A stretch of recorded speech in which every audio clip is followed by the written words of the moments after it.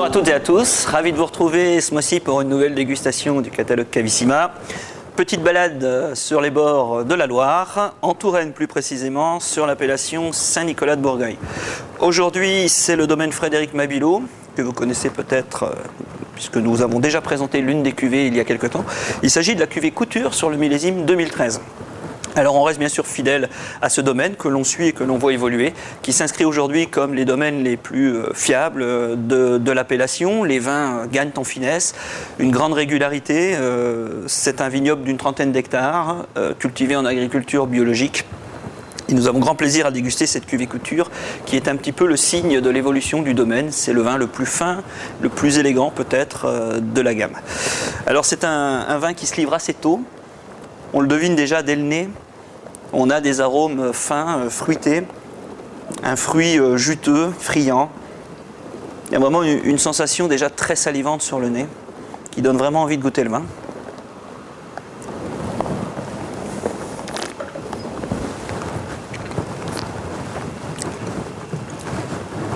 La bouche s'exprime déjà avec éclat. On a un vin évidemment rond, soyeux et gourmand dans un premier temps. Une structure tannique fine, délicate et élégante, légèrement en retrait. Un fruit intense et une fraîcheur surtout très salivante en fin de dégustation. C'est vraiment un vin qui se goûte bien dès aujourd'hui, mais qui a également un potentiel de garde. On peut se faire plaisir après quelques années d'évolution, jusqu'en 2019 environ. J'ai très envie de vous le faire découvrir à table, comme souvent chez Cavissima, avec une recette simple, authentique, qui fait partie du répertoire classique de la cuisine française.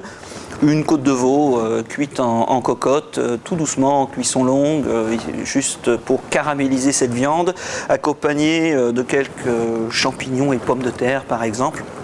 Un jus de cuisson un petit peu concentré et on devrait avoir un mariage harmonieux en termes de puissance et surtout très savoureux et agréable en dégustation. Je vous souhaite une bonne dégustation et vous retrouve bientôt sur Cavissima.